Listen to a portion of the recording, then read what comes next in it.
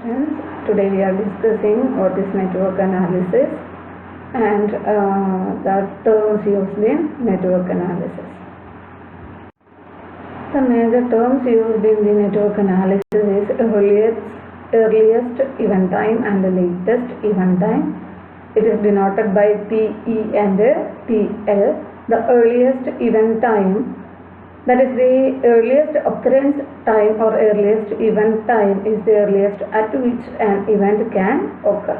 അതായത് നമ്മൾ 2 to 3 എന്ന് പറയുന്ന ഒരു ആക്ടിവിറ്റി കണ്ടക്ട് ചെയ്യുമ്പോൾ 2 എന്ന് പറയുന്ന ഒരു ഇവന്റ് കണ്ടക്ട് ചെയ്യാനായിട്ട് എടുക്കുന്ന ഏറ്റവും ലീസ്റ്റ് ടൈമിനെയാണ് ഏർലിയസ്റ്റ് ഇവന്റ് ടൈം എന്ന് നമ്മൾ പറയുന്നത്. Then latest event time, the latest allowable occurrence time or the latest event time is the latest time by which an event must occur to keep the project on schedule. അതായത് ഒരു activity conduct ചെയ്യുമ്പോൾ ഒരു event എത്ര time നമുക്ക് maximum allowable ആണ് എന്നുള്ളതാണ് latest event time എന്ന് നമ്മൾ പറയുന്നത്. 2 എന്ന് പറയുന്ന ഒരു ഇവന്റ് ചെയ്യാനായിട്ട് എടുക്കുന്ന മാക്സിമം ടൈം. ഇപ്പം നമ്മൾ പറയുന്നത് 2 എന്ന് പറയുന്ന ഇവന്റ് ചെയ്യാനായിട്ട് 2 hours മതി. അപ്പോൾ അതാണ് ഏർലിയസ്റ്റ് ഇവന്റ് ടൈം എന്ന് പറയുന്നത്. ഇനിയിപ്പോൾ നമ്മൾ പറയുകയാണ് എന്തെങ്കിലും നമുക്ക് കണ്ടീജൻസീസ് വരികയാണ് എന്നുണ്ടെങ്കിൽ പ്രൊജക്റ്റ് ഷെഡ്യൂൾ ചെയ്ത ടൈമിൽ തന്നെ തീർക്കാൻ പറ്റുന്ന രീതിയിൽ നമ്മൾ പറയുകയാണ് ഒരു 3 hours വരെ നമുക്ക് എന്ത് ചെയ്യാം, ആ ഒരു ഇവന്റ് ഒക്കർ ചെയ്യാമെന്ന് പറഞ്ഞു കഴിഞ്ഞാൽ 3 is the latest event time. In an activity based diagram we use 4 types of times, that is earliest start time, earliest finish time, latest start time and the latest finish time. അതായത് EST, EFT, LST and LFT. Then what is earliest start time and earliest finish time? First one is earliest start time. It is an earliest time by which it can commence. അതായത് ഒരു event comments ചെയ്യുന്ന ടൈമിനെയാണ് നമ്മൾ earliest start time എന്ന് പറയുന്നത്. The EST of an activity, that is the earliest occurrence of the tail event of the activity. അതായത് ഇതിപ്പോൾ നമ്മൾ example നോക്കിക്കഴിഞ്ഞാൽ 2 to 3 is an activity. 2 ആണ് നമ്മുടെ സ്റ്റാർട്ടിങ് ഇവന്റ് എന്ന് പറയുന്നത്, 3 is the ending event. അപ്പോൾ നമുക്ക് 2 എന്ന് പറയുന്നതാണ് EST എന്ന് പറയുന്നത്. E2, that is EST of the activity. Then earliest finish time, if the activity proceeds at early time, it takes the estimated duration for the completion, then it will have an earliest finish. അതായത് EFT എന്ന് പറഞ്ഞു കഴിഞ്ഞാൽ ഇപ്പോൾ നമ്മൾ 2 to 3 എന്ന് പറയുന്ന ഒരു activity conduct ചെയ്യാം. അപ്പോൾ അങ്ങനെയാണ് എന്നുണ്ടെങ്കിൽ E2 സ്റ്റാർട്ട് ചെയ്യുന്ന ടൈം നമ്മൾ EST ഓൾറെഡി കാൽക്കുലേറ്റ് ചെയ്തിട്ടുണ്ടായിരിക്കും. ESTയുടെ കൂടെ 2 to 3 എന്ന് പറയുന്ന ആക്ടിവിറ്റി കണ്ടക്ട് ചെയ്യാനായിട്ടൊരു ടൈം ഡ്യൂറേഷൻ ഉണ്ടായിരിക്കും. ആ ഒരു ആക്ടിവിറ്റി, പെർട്ടിക്കുലർ ആക്ടിവിറ്റി കണ്ടക്ട് ചെയ്യാനായിട്ടുള്ളൊരു ടൈം ഡ്യൂറേഷൻ, അത് ആഡ് ചെയ്ത് കഴിഞ്ഞാൽ കിട്ടുന്ന വാല്യൂ ആണ് EFT എന്ന് പറയുന്നത്. ഇതെല്ലാം കാൽക്കുലേഷൻസിന് വേണ്ടി, നെറ്റ്വർക്ക് അനാലിസിസിൻ്റെ ക്രിട്ടിക്കൽ പാത്ത് കാൽക്കുലേറ്റ് ചെയ്യാൻ വേണ്ടിയിട്ട് യൂസ് ചെയ്യുന്ന മെത്തേഡാണ്. പ്രോബ്ലംസ് ചെയ്യുമ്പോൾ കുറച്ചും കൂടി ക്ലിയർ ആവും.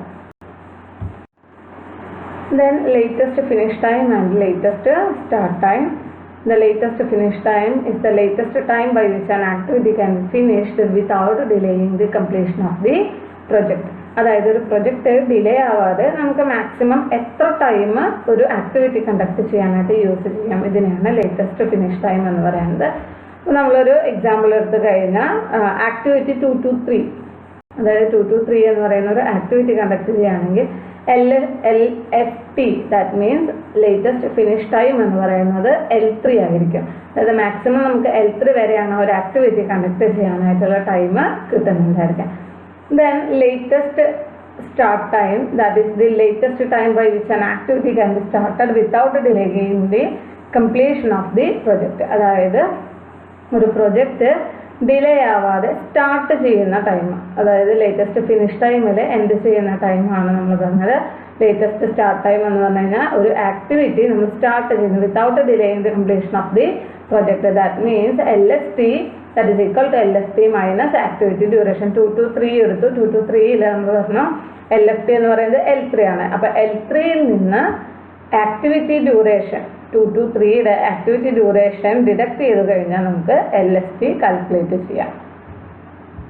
The next terms are slack and float. The slack, it denotes the flexibility range within which an event can occur. അതായത് ഒരു ഇവന്റ് ഒക്കർ ചെയ്യാവുന്ന നമുക്കൊരു റേഞ്ച് ഓഫ് ആക്ടിവിറ്റിനെയാണ് സ്ലാക്ക് എന്ന് വിളിക്കുന്നത്. It is the difference between the earliest event time and latest event time, that is slack of the event. 2 is denoted by L2 minus E2. അതായത് 2 എന്ന് പറയുന്ന ഇവന്റിന്റെ latest ടൈമും earliest ടൈമും നമ്മൾ ഡിഡക്ട് ചെയ്ത് കഴിഞ്ഞാൽ കിട്ടുന്ന വാല്യൂ ആണ് സ്ലാക്ക് എന്ന് പറയുന്നത്. It's not important, but float is important for our calculations. The term float is associated with the activity times. The float denotes the range within which the activity start time or its finish time may fluctuate without affecting the completion of a project.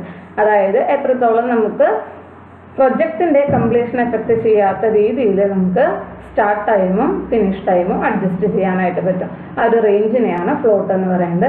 There are 4 types of float: total float, free float, independent float and interfering float. Then we are discussing what is total float. Total float is the time spent by which the starting or finishing of an activity can be delaying the completion of a project. It is the difference between the maximum time available and the actual time required to perform the activity.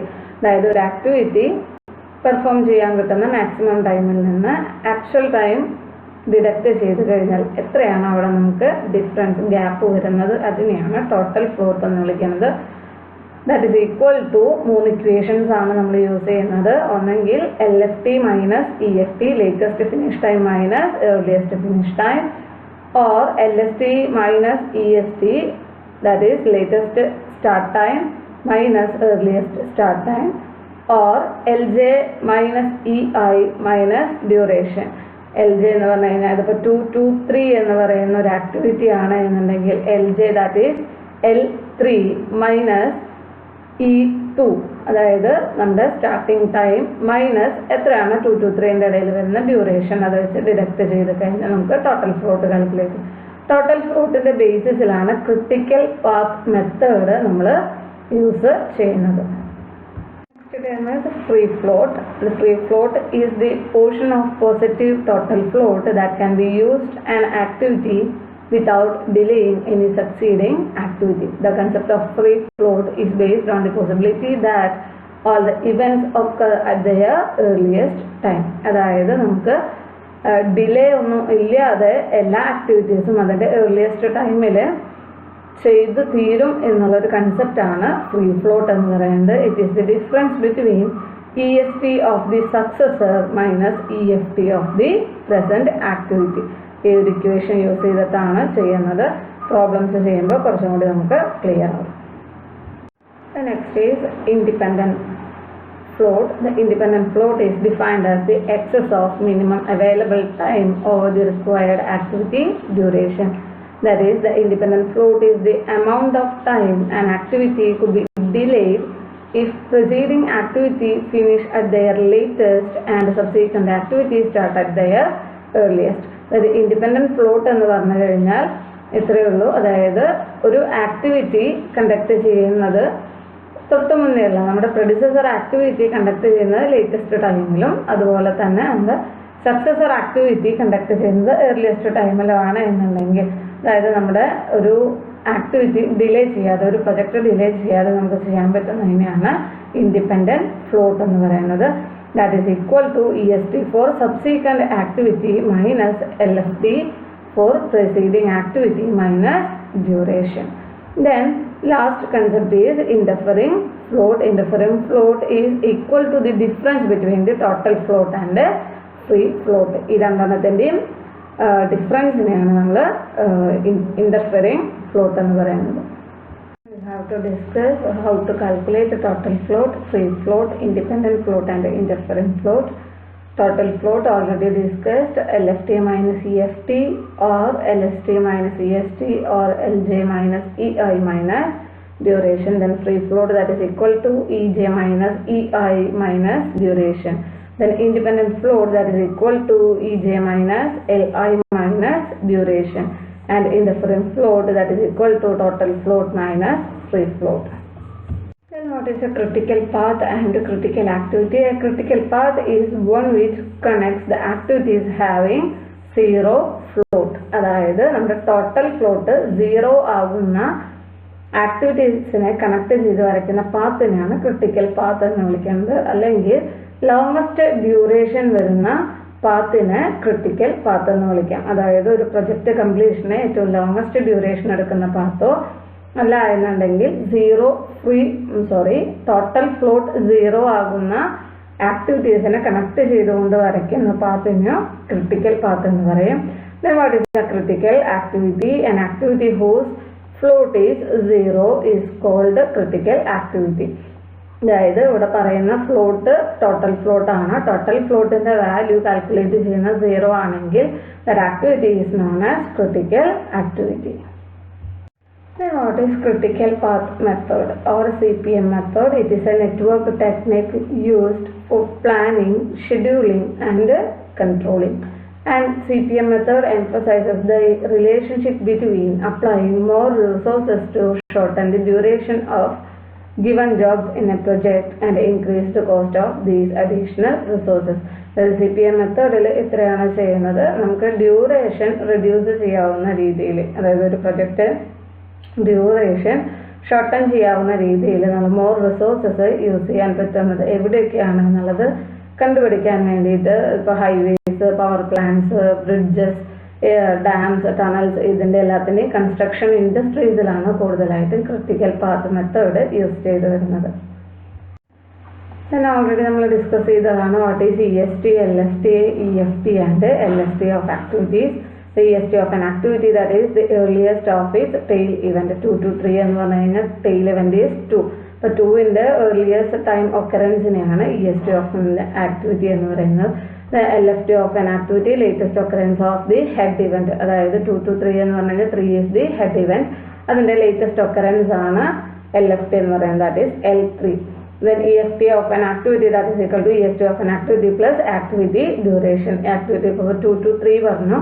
അപ്പോൾ അതിൽ 2 എന്ന് പറയുന്ന activity ആണ് event ആണ് EST ആയിട്ട് വരുന്നുണ്ടെങ്കിൽ plus 2 to 3ന്റെ activity duration add ചെയ്ത് കഴിഞ്ഞാൽ EFT ഓഫ് ദി ആക്ടിവിറ്റി കിട്ടും. Then LST of an activity, that is equal to LFT of the activity minus activity duration. നമ്മൾ പറഞ്ഞു 2 to 3 എന്ന് പറഞ്ഞൊരു ആക്ടിവിറ്റി എടുത്താൽ L3 is the LFT. അപ്പോൾ L3യിൽ നിന്ന് എത്രയാണ് 2 to 3ക്ക് വന്നിരിക്കുന്ന ആക്ടിവിറ്റി ഡ്യൂറേഷൻ അത് ഡിഡക്ട് ചെയ്ത് കഴിഞ്ഞാൽ LST ഓഫ് ദി ആക്ടിവിറ്റി കിട്ടും.